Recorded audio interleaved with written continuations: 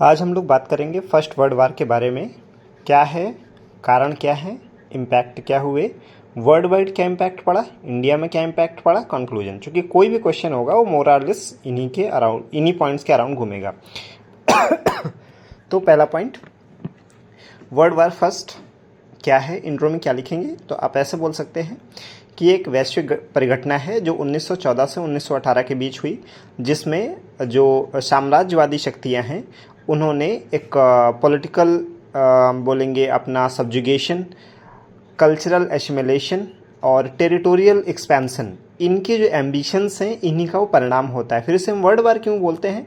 Because it was coupled by various partners in the alliances and their colonies. अब चूंकि उसमें alliances हैं, उसमें जो आपकी जो कॉलोनियल मास्टर्स हैं उनके अंतर्गत जो कॉलोनीज आती हैं चूंकि वो भी इन्वॉल्व है, तो ये किसी एक कॉन्टिनेंट तक सीमित नहीं था, पूरे वर्ल्ड में इसका इम्पैक्ट था। इस वजह से हम इसे वर्ल्ड वार कहते हैं। तो अगर हम लिटरली वर्ड्स में लिखेंगे तो क्या लिखेंगे?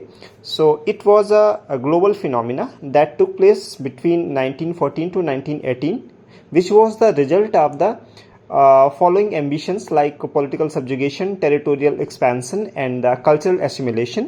ठीक, and it was fueled by the alliances and it spread over the colonies, so it became the world war. Okay, ये हो गया हमारा इंट्रोडक्शन। अब आते हैं कि फर्स्ट वर्ल्ड वार के कारण क्या है। ठीक है, अब चाहे तो उसमें आप इमीडिएट कॉज डालना चाहें तो ये डाल सकते हैं कि it was triggered by the assassination of Austrian prince French Ferdinand, ठीक है, archduke Ferdinand, and it was alleged that Russia has done so. Okay, ये हमारा हो गया इंट्रोडक्शन। अब आते हैं कारण क्या है। तो कारण में भी हमको छोटे छोटे पॉइंट्स में लिखना होगा, कहानी में नहीं लिखना है, क्योंकि जितना पॉइंट्स में लिखेंगे उतने ज़्यादा आप पॉइंट्स लिख सकते हैं, उतना आप डायमेंशन दे सकते हैं। तो पहला पॉइंट क्या है? जैसे हमने पहला पॉइंट कहा कि आपका क्या है, एक्सट्रीम नेशनलिज्म, कि having colonies become the fashion, become the national pride. तो होता क्या है, जो मतलब एक एक्सट्रीम नेशनलिज्म होता है, जो क्या एक्सट्रीम को क्या बोलेंगे, मतलब जो राष्ट्रवाद की चरम सीमा होती है, वो कहीं ना कहीं पे इंपीरियलिज्म को जन्म देती है। चूंकि एक तरह का फैशन हो जाता है ना कि लोग बोलते हैं ना, हमारे यहाँ 4 नौकर है, तुम्हारे यहाँ 10 नौकर है, उनके यहाँ 20 नौकर हैं, तो जिसके यहाँ ज़्यादा नौकर हैं वो ज़्यादा प्रभावशाली। In the same way European countries के लिए क्या हो गया कि जिनके पास जितने ज़्यादा कॉलोनीज हैं वो उतने ज़्यादा पावरफुल है। So extreme nationalism that led to the imperialism. Okay, because having colony become the national pride, पहला। सेकेंड आता है इंपीरियलिज्म। सो अगर आप देखोगे कि ये जो एक्सट्रीम नेशनलिज्म है, it give rise to imperialism. Imperialism क्यों चाहिए? To control the lives of the people beyond their territory, यानी कि जिस टेरिटरी में वो लोग रह रहे हैं उसके बाहर के लोगों के जीवन पे कंट्रोल करना उनका मकसद है। ऐसा क्यों है कि ये फिर वर्ल्ड वार का हिस्सा बनेगा? उसका रीज़न क्या है कि जो इंपीरियल एम्बिशंस हैं इनमें आपस में कंपटीशन होगा, यानी एक ही कॉलोनी को ग्रैब करने के लिए कई कॉलोनियल मास्टर्स आएंगे, तो उन कॉलोनीज और उनके रिसोर्सेज पे कब्जे के लिए इनमें आपस में कंपटीशन होगा। तो इंपीरियलिज्म में क्या लिख सकते हैं? Competing imperial ambitions and the desire for colonies and resources, है ना। It led to the territorial disputes and heightened tensions between nations. हो गया, ओके, नेशनलिज्म हो गया, इंपीरियलिज्म हो गया। एक हो सकता है अलायंस सिस्टम। अब आते हैं कि अलायंस सिस्टम क्यों जिम्मेदार है। तो आप ये देखोगे कि जब आपका एनिमी वीक होता है तो आप इंडिविजुअल कैपेसिटी पे उस पर फाइट कर सकते हो, लेकिन जब आप देख रहे हो कि यूरोप में बहुत डेवलपमेंट हो चुका है कई कंट्रीज का, तो उनको ये लगता है कि अभी एक देश के बस की बात नहीं रह गई है, तो एक देश को या एक ग्रुप को हराने के लिए दूसरा ग्रुप तैयार हो रहा है, तो ग्रुप का जो फॉर्मेशन हो रहा है, तो हम अलायंस सिस्टम कह सकते हैं या फॉर्मेशन ऑफ ग्रुप कह सकते हैं। तो होता क्या है, जब 2 लोग लड़ते हैं तो झगड़ा शांत करना आसान होता है, लेकिन जब 10-10 लोग एक साथ लड़ रहे होते हैं, 5 लोग एक तरफ 5 लोग एक तरफ, तो झगड़ा शांत करना थोड़ा मुश्किल हो जाता है। तो फॉर्मेशन ऑफ ग्रुप्स या alliance system escalated the dimensions of the war and the intensity of the war, ये बोल सकते हैं। फिर आता है मिलिट्री एडवांसमेंट। तो हम ये भी देखते हैं कि जो आपके टेरिटोरियल एक्सपेंशन का जो मोटिव है वो बिना स्ट्रांग आर्मी के नहीं हो सकता है। तो अगर आपको पॉलिटिकल सब्जुगेशन करना है या अपने इंपीरियलिज्म के एम्बिशंस को फुलफिल करना है, you have to have strong army. और आप एंशियंट टाइम से मॉडर्न में, अभी कंटेम्परेरी वर्ल्ड में भी देखोगे तो भाई जिसकी आर्मी स्ट्रांग होगी वो कहीं ना कहीं इन्वेजन के लिए जाएगा। आप वर्ल्ड में जो अभी कंटेम्प्रेरी वर्ल्ड में जो कॉन्फ्लिक्ट चल रहे हैं उसमें आप ये चीज़ें देख सकते हो, ठीक है।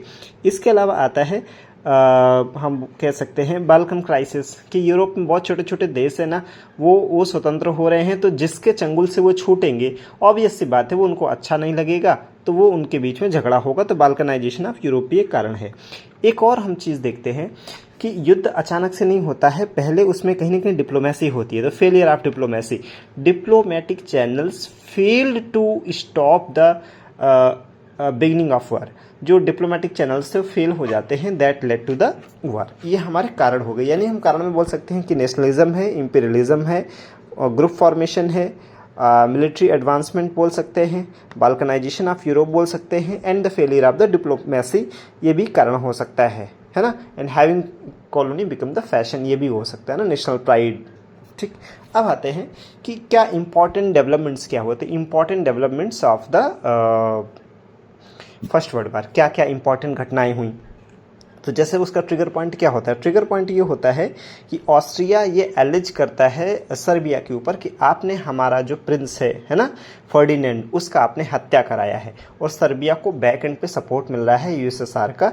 तो कहीं ना कहीं उनको मतलब ये लगता है ऑस्ट्रिया हंगरी इन लोगों को जिनको सपोर्ट होता है ब्रिटेन और फ्रांस का, कि कहीं ना कहीं यूएसएसआर इस युद्ध को भड़काना चाह रहा है। तो हमारा जो की पॉइंट है यहाँ पे एक बना कि assassination of arc Duke French Ferdinand, ये हो गया। एक दूसरा डेवलपमेंट होता है डिक्लेरेशन ऑफ वार। अब होता है क्या है कि ऑस्ट्रिया और हंगरी जो है वो सर्बिया के अगेंस्ट में क्या करते हैं, वार को डिक्लेयर कर देते हैं। तो सर्बिया में चूंकि स्लेव जो हमारा स्लाव वो मतलब जो ट्राइब्स होते हैं वो बहुत ज़्यादा रहते हैं, और स्लाव जो ट्राइब्स है उनका बहुत ज़्यादा डोमिनेशन होता है कहाँ पर, रशिया में। तो ऑब्वियस सी बात है कि सर्बिया और जो रशिया है वो एक तरह के नेचुरल पार्टनर, नेचुरल अलाई हैं। तो सर्बिया की बैकिंग के लिए जैसे यूएसएसआर आता है, उधर से अदर जो पावर है वो भी आ जाते हैं। तो डिक्लेरेशन ऑफ वार हो गया।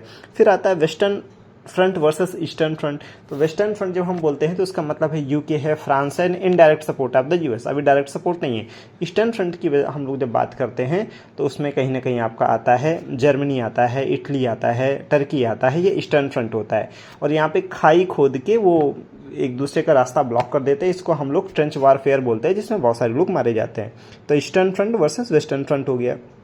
दूसरा एक इंपॉर्टेंट होता है कि it become the global conflict, यानी झगड़ा शुरू तो यूरोप में हुआ, लेकिन चूंकि कई सारे इसमें पार्टनर कंट्रीज हैं तो अलायंसेस बने, और जो भी इसमें यूरोपियन जो कॉलोनियल मास्टर्स हैं आकर जो वो युद्ध में आते हैं तो अपने जो कॉलोनीज हैं उनको वो शामिल कर लेते हैं। So this is how it became the global conflict. इसके अलावा होता है सबसे इंपॉर्टेंट जो पॉइंट बनता है that was the United states entry. America की जो एंट्री होती है वो क्यों होती है, जो जर्मनी की यू बोट्स होती हैं वो बहुत स्ट्रांग होती हैं और वो सिंक कर देती थी जो वहाँ पे शिप्स वगैरह जाते थे। तो एक लुसितानिया शिप होता है जिसमें बहुत सारे अमेरिकन सिविलियंस भी होते हैं जिनको अपने यू बोट से जर्मनी सिंक कर देता है। तो यूनाइटेड स्टेट्स की एंट्री होती है by sinking the Lusitania ship. Okay, हमने ये देख लिया डेवलपमेंट।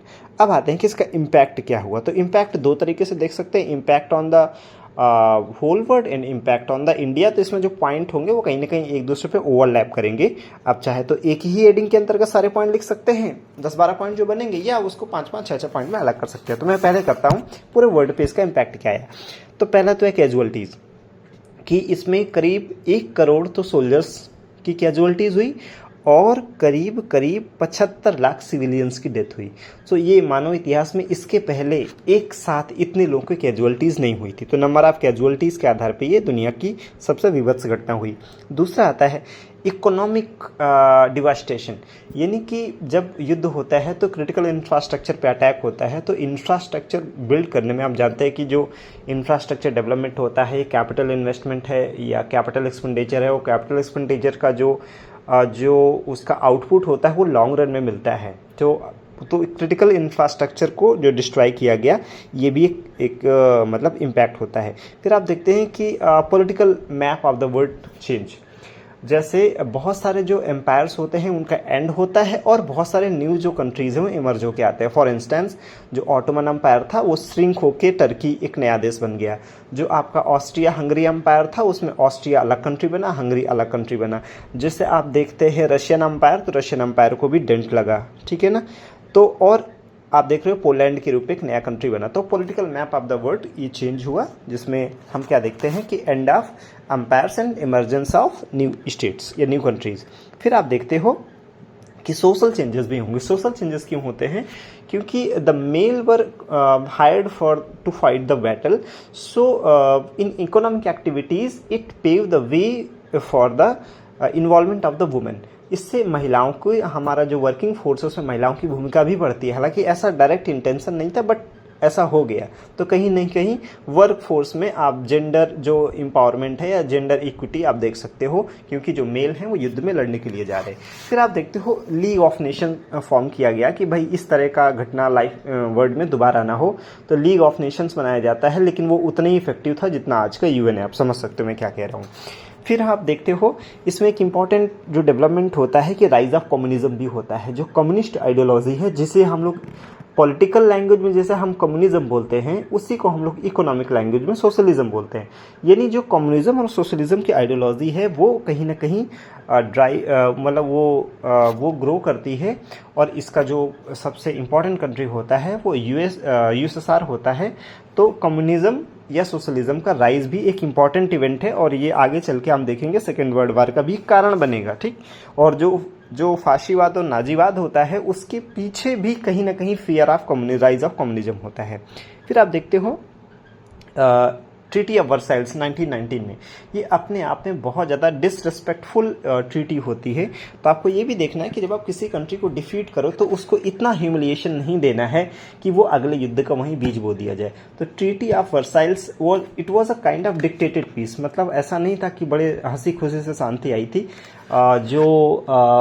क्या बोलते हैं कि जो जर्मनी होता है उसके ऊपर वॉर गिल्ट क्लॉज के तहत सारी युद्ध की जिम्मेदारी या ठीकरा उसी के सिर पे फोड़ दिया जाता है। सेकेंड, उसमें उससे 2000 पाउंड्स का वॉर कंपनसेशन लिया जाता है। तीसरा, डिसआर्मामेंट ऑफ जर्मनी, यानी डिसआर्मामेंट करो तो सबका करो ना। युद्ध ऐसा तो अकेले उसने नहीं लड़ा था, मे भी उसने शुरू किया हो, बट युद्ध उसने अकेले नहीं लड़ा था। तो डिसआर्मामेंट ऑफ जर्मनी है ना। और उसको बोला गया तुमको सेना नहीं रखनी है, तुमको नेवल पावर नहीं आप रख सकते हो, वगैरह वगैरह। फिर आप देखते हो कि prohibition of Austria Germany union, वो देखते हैं कि अगर जर्मनी और ऑस्ट्रिया एक साथ आते हैं तो हमारे लिए एक कॉम्पिटिटर बन सकते हैं, तो उसको भी वो ब्रेक करते हैं, है ना। तो आप ये देख सकते हो कि ये हमारा क्या हुआ, इम्पैक्ट वर्ल्ड में हुआ। हम आते हैं इंडिया में, मतलब क्वेश्चन ऐसा भी आ सकता है कि इंडिया में क्या इम्पैक्ट पड़ा।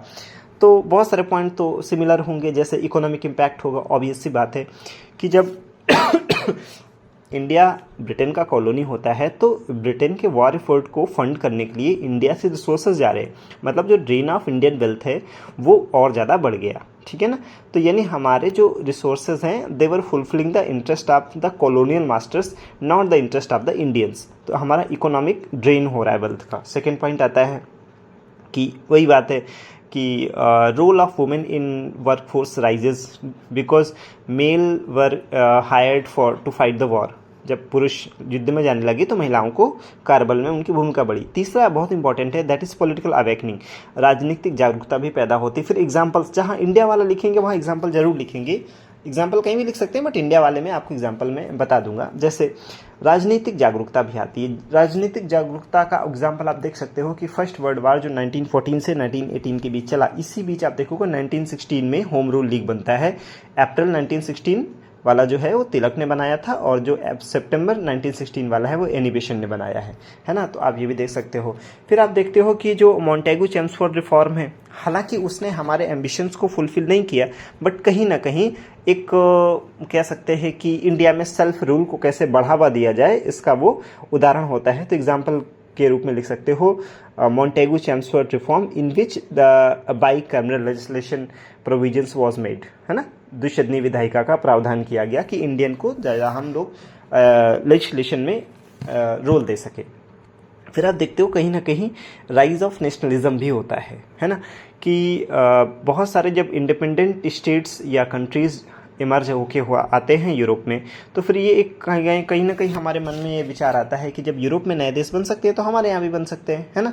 फिर इसके अलावा एक आप देखोगे कि आप ये देखोगे कि क्या बोलेंगे कि राइज ऑफ बोल सकते हैं रिवोल्यूशनरीज आइडियाज़ ये भी आ रहे हैं, वो अभी एकदम लाइमलाइट में नहीं आएंगे बट उनकी शुरुआत हो जाती है। ठीक, इसके अलावा हम देखते हैं कि इसके साथ एक ये भी चलता है कि ब्रिटेन वहाँ पे इंगेज्ड है और साइमल्टेनियसली वो इंडिया में हो रहे इस तरह के अपराइजिंग को भी रोकना चाहता है। तो जलियांवाला बाग मैसकेयर ये भी आप देख सकते हो ना कि repression in Jallianwala Bagh massacre, impact on society, है ना। तो सोसाइटी में भी इसका बहुत इम्पैक्ट आया क्योंकि महिलाओं को ज़्यादा रोल मिला। तो अगर हम लॉन्ग स्टोरी शॉर्ट करें तो इम्पैक्ट क्या हुआ इंडिया में, इकोनॉमिक इम्पैक्ट है एंड सोशल इम्पैक्ट है, पॉलिटिकल अवेकनिंग है, जिसमें आप देख सकते हो कि इवन जो महात्मा गांधी है उन्होंने ब्रिटिश आर्मी में रिक्रूट होने के लिए बच्चों को गांव-गांव जाके तिलक और गांधी जी ने ऐसा बोला कि आप ब्रिटेन के लिए लड़िए, इसीलिए उनको क्या बोलते हैं, कौन सा टाइटल दिया था, केसर हिंद। तो ध्यान रखना है कि महात्मा गांधी को केसर हिंद का टाइटल इसलिए नहीं मिला था कि वो भारत के लिए लड़ाई लड़ रहे थे, बल्कि ब्रिटिश के वार एफर्ट में हेल्प करने की वजह से मिला था। ठीक है, तो ठीक है, ये हमारा हो गया। ओके, क्या बोलते हैं, इम्पैक्ट ऑन इंडिया। अब कंक्लूजन क्या हो सकता है कि हम ये बोल सकते हैं कि the first world war was a watershed moment in the modern history, profoundly impacting the political, economic and social fabric of the world. That's it. खत्म।